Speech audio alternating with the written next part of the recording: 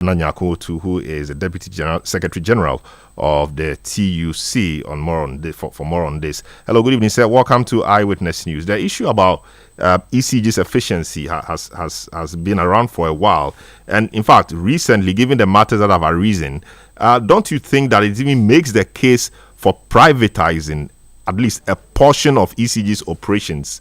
It makes the case even more now. Hello, good evening. Thank you for having me. We don't think so, unfortunately, for our part, because as the press statement actually outlined, we have a history of privatization in this country. The most recent, which I can cite, for example, is Ghana Telecom, which we used. We had various excuses like inefficiencies and all of that, with a promise that when we bring in the private sector, those inefficiencies will go away. But we know what has happened to Vodafone, which took over Ghana Telecom, and the state in which that company itself finds, the massive destruction of jobs. And I'm not too sure that anybody who participated in that privatization exercise is proud of the outcome we have today. So, yes, there may be inefficiencies, and we know the sources of those inefficiencies. The proper thing to do is to address those sources, rather than to simply say, do the easiest thing, that let's offload the company to a private entity. That is too defeatist. And as a country that is in the mode to reset, shouldn't go that route. I see. We have always known about these inefficiencies and these problems. I mean, government in, government out. But we have not been able to resolve it. Do we still hope? Do we go ahead hoping that one day a government will be able to deal with those problems, and so we don't have to privatize now and face the problems, the challenges, the difficulties that these inefficiencies bring upon us? Yes. In fact, for we in the TUC and also the Public Utilities Workers Union, that moment is here and now. This is a moment where we have a government that has had the most massive endorsement, and a government that tells us that we are resetting. If that is the case, then all the problems of ECG and other state enterprises that have been attributed to the interference of politicians, we thought that this is the moment those interferences will stop and give the companies a breathing space. Give the companies, infuse them with professionalism to be able to manage, so that we do not have to be talking about these inefficiencies. Now, if in the resetting mode, all that we could do is to say that, okay, you will continue the same practice as previous politicians, then where did we go? Or as we say in Ghana, did we go or did we come? So this is the moment where the people have confidence that their president, their MD, their ministers, with that heavy endorsement and confidence, will take the bull by the horn and make sure that those that ordered the removal of the containers from the port, all those that are using procurement and other means to dupe ECG and other state enterprise, they will be brought to book. And that going forward, we draw the line in the sand, and that these things will never happen again. This is not the period to say that let's place ECG in the hands of private, profit-hungry individuals. Because ECG essentially was not made for purposes of making profit. I see. So we've heard from government on various matters regarding this. Government says that they are not, at least from what we've heard, they are not privatizing ECG as a whole. The privatization could be just a portion of ECG's operations. So, for example, collection of debt or collection of, debt. You use the service, you have to pay, and people don't pay. So we want to privatize that part so that the private man will ensure that debt owed will be recovered. Shouldn't that be some welcome news? To a very large extent, that kind of positioning is a very myopic and not too holistic understanding of the problems facing ECG. So, for example, today, Ghana Water owes ECG over 800 million. There's a reason why that debt is there. Are you just saying that the private sector will have a magic wand to collect the 800 million from Ghana Water? It is important for us to realize that most of those that don't even pay to ECG are government agencies. Why is it not so simple for government to flip the hand and say that, okay, ECG, there is your money? Okay. And simply saying that when you hand it over to the police, to the private sector, they will be able to collect the revenues from Kolebu. Does it also mean that if Kolebu is not able to pay, they will shut Kolebu down without electricity? We think that the problems of ECG are too complex, and simply saying that let's give it to the private sector and that will resolve all the challenges, it's not accurate.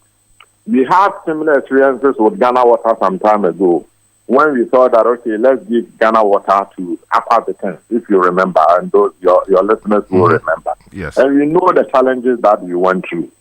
It resulted us in now having what do you call the Bethesda plant partition, which has become an albatross on the neck of Ghanaians. So we think that we need a proper analysis and assessment of the problem, rather than to think that the private sector will come and collect everything. It will collect from Kolebu, and it will collect from Ghana Water, and we will know the consequences those collections or the inability of those companies to pay. If somebody forces something out, we will know the consequences we will have as a country. But the question is, why shouldn't Ghana Water or Kolebu, for example, I mean, we're not saying Kolebu owes because we don't know, why can't Ghana Water or Kolebu or any of those sensitive institutions be able to pay? Because they have annual budgets, and in the budgets are line items for power.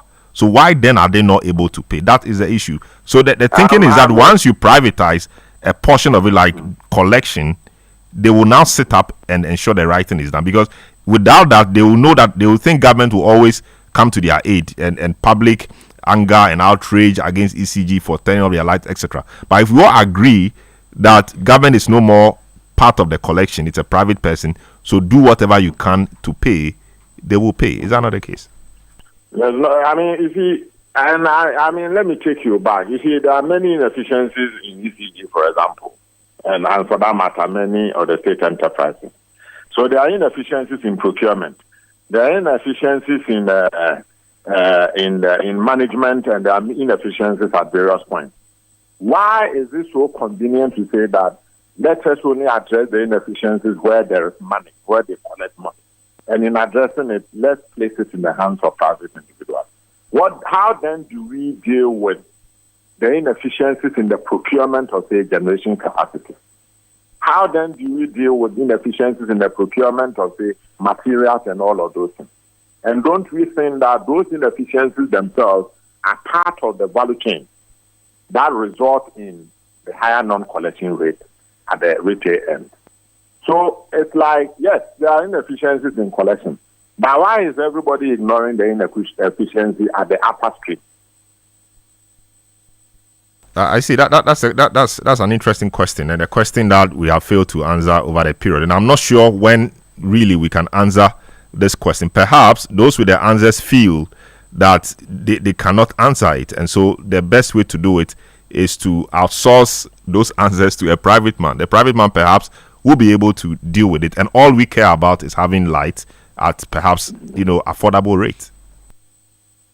Yes, and we think otherwise. And that if the politicians, if government, and if agencies are serious about addressing the problem, it must be done holistically. Don't just pick one side of it.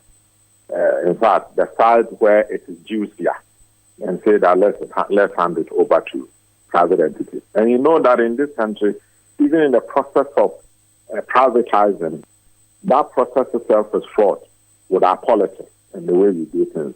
It may as well mean that we have prepared our own politicians or our own enterprises or business people, and then we'll hand over those collections to them.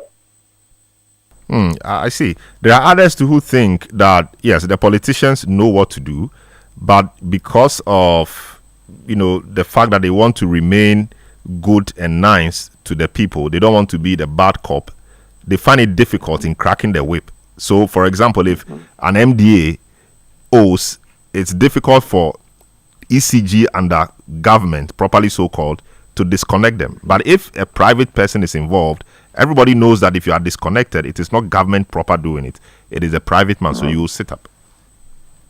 I understand the difficulties, but we also think that governments are not elected to do the easiest things. And look at what we go through to elect. It is important that the politicians are made to know that they are in charge of the country and they must solve all problems, difficult or simple. And that at this stage in our lives, it does no good to us if government simply elect to do the simplest things, because those simplest things may not necessarily be the ones that are in our interest. So to be clear, TUC is against any form of private sector participation in ECG, any form of it at all. We are against, and our proposition, our view is that, you see, privatization as we have known it in the last 40 years since structural adjustment began has gotten a bad name. It's been bastardized across the world. So today, all those who are still interested in privatizing then find a nice way of describing it. Private sector participation. Oh, we are not privatizing. We are only doing private sector participation. But to us, private sector participation and privatization are one and the same thing. The private sector people come in only because they want profit. Those selling cocoa are not selling cocoa because you are hungry or because they think you love cocoa. They sell cocoa because they want profit.